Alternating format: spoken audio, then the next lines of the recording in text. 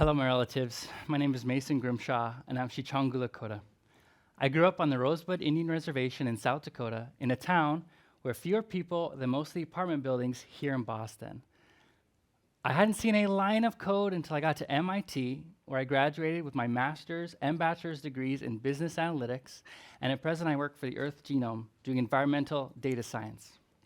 Being Native American in data science is hard and lonely, and I think that's bad for everyone. Current AI practices are happening largely without the voices of Native American and Indigenous peoples.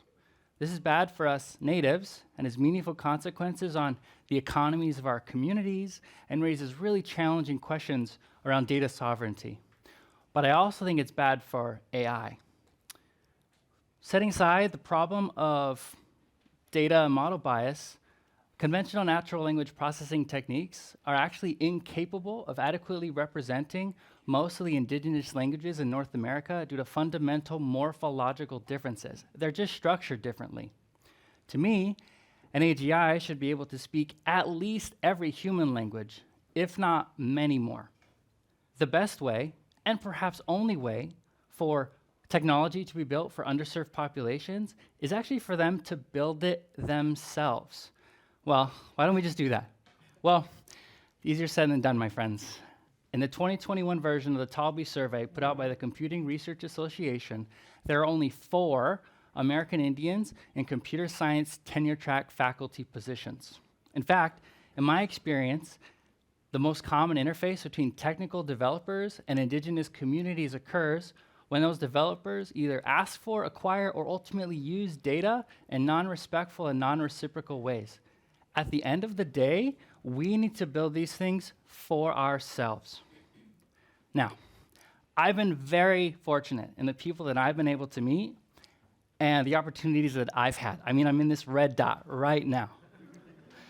But I know that there are young people in Rosebud and across Native America that could do this stuff just as well, if not better than me.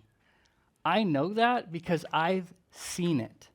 How do we make sure that they can become data scientists and technologists too? Our solution for that, one of many, is the Lakota AI Code Camp.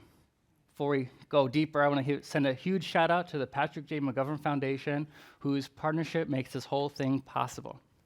Okay, so last summer, we brought Lakota high school students to the Black Hills in South Dakota to teach them about AI, their culture, and themselves. Our completely indigenous team of instructors led the students through a quite intense 3-week-long curriculum based completely around culturally relevant activities and pedagogy.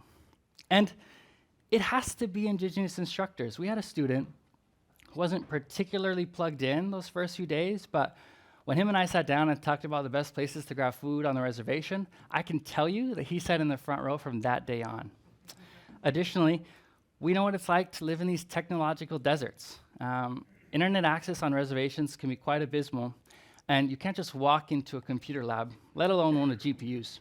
For us, it's a necessity that our students are able to continue building, continue learning long after the camp is concluded. Thanks to Meta AI, we're actually able to provide each of our students with Alienware laptops to bridge that gap.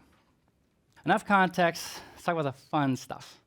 I'm not exaggerating when I say that our students blew us away. Each of them came in with 0 experience, and by the end of the first week had built random forest models for NBA player salaries. One of our students, Lucas, understood the process so well that he actually created a composite metric of multiple NBA statistics that ultimately ended up being his most predictive feature. In week 2, our students built image recognition models on local plants with pictures they took themselves as they learned the cultural and medicinal purposes of those plants. One of our students was learning maybe a little too much, and he said, "Holy bleep, there's medicine everywhere." In week 3, our students built augmented reality apps that allow them to take pictures of everyday objects and return back the Lakota word for those objects. One of our students, Tatanka, actually converted his into a Navajo language learning app by texting his mom underneath the table. We were so impressed that we couldn't even be mad. In the months since the camp, 2 of our seniors who were actively avoiding college as a place that they weren't made for have now been accepted into computer science undergraduate programs. Naisha, our youngest camper, coming in after just her 8th grade year, is still hard at work on her language learning app. And these are great anecdotes, but I think fundamentally what we've done is we've built a community that supports each other. We are confident that our students are going to be leaders and experts in AI and ML and within their communities as they continue to wrestle with the difficult questions around data sovereignty and local applications of AI and ML. Now, we know that they're not all going to go on and become computer scientists and data scientists. It's looking like a good chunk of them will, but fundamentally, they're all leaving with the understanding of the power of these methods and the power of their and their community's data. They're going to be really important voices the next time an outside organization comes in to ask for data, or more importantly, when the community wants to build something for themselves. Something that I really learned in this camp is that to reintroduce traditional knowledge, you need to make it come to life, like our students did with their apps. But it can't just be our students. One last thing that I learned in our camp, and it's become crystal clear to me, is that our youth are being overlooked and undervalued in technical spaces. When we put them in our indigenous technical space, they excelled. I know that's possible for all of them.